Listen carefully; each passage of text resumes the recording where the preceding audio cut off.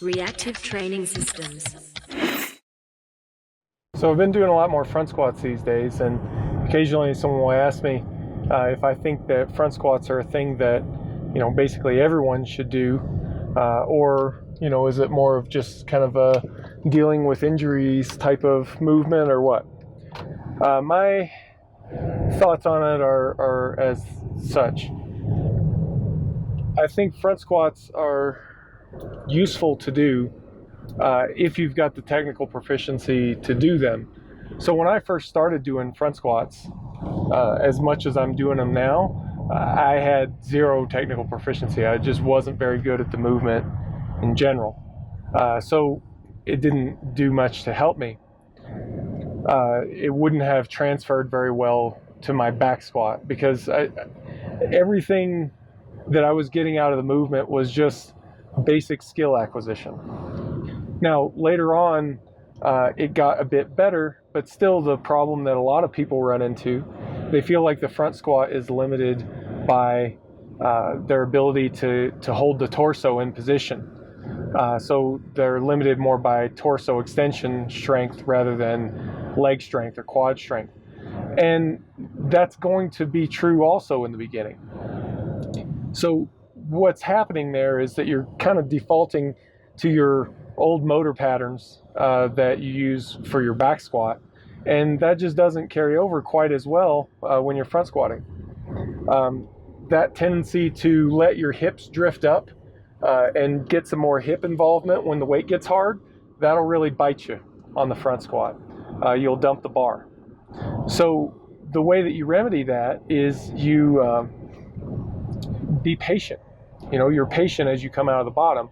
You maintain your torso position, and what you're left with is how much can your legs fight with the weight. So I think once you've developed adequate technical proficiency, then yeah, front squat's a viable option. However, that's not a trivial amount of technical proficiency to build. It's not something that you develop in just a session or two.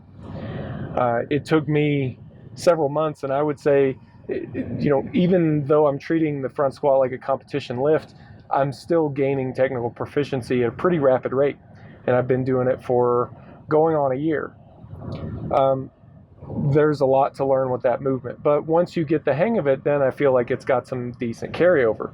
So the way that I would treat front squatting, if you are thinking about including it in your program, rather than trying to think through, where am I at my technical proficiency? Am I limited by quad strength or torso extension strength or anything like that?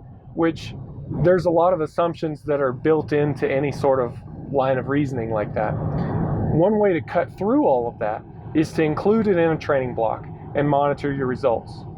If you get better than average training results from including your front squats, then that doesn't guarantee that front squats are great for you, but it's a positive indication. And you may want to try it again. You run multiple trials, and if every time you include front squats, your squat gets better at a rate that exceeds what it was getting better from your regular back squat training, again, it's not a guarantee. This isn't a falsified,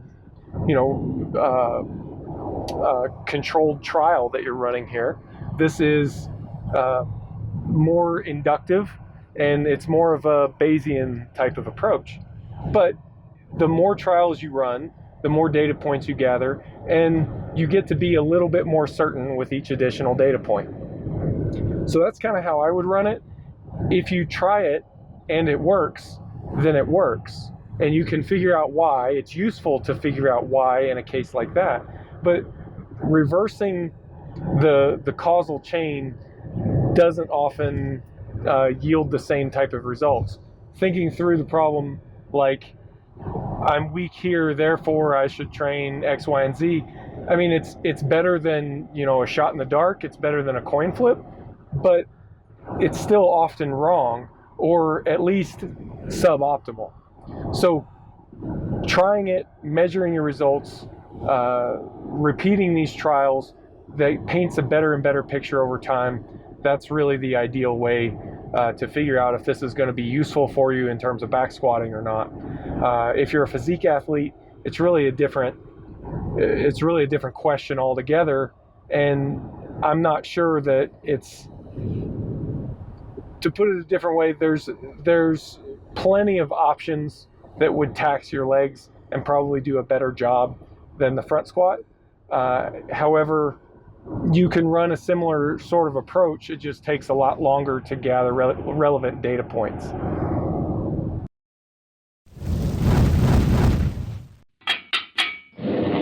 Reactive training systems.